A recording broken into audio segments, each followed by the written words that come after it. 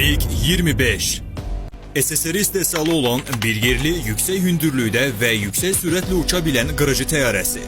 Təyyarənin hissələrinin çoxu əl ilə və olduqca kobud şəkildə qaynaq olunub. Təyyarənin elektronika sistemlərinin çox hissəsi vakuum diodlarından ibarətdir. Bu seçimin 3 əsas avantajı var.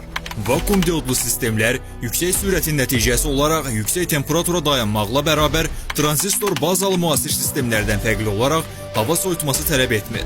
Vakuum diodlu sistemlərin istifadə olunması sayəsində təyyarənin Smerch A radarı 600 kW kimi qorxunc bir gücə malikdir. Heyrətləndirici sürətin əvəzində MiG-25'in uçuş mənzili sadəcə 1200 km-dir. Maksimum sürəti məlum deyil. Bunu sınavdan keçirməyə şərait olmuyor.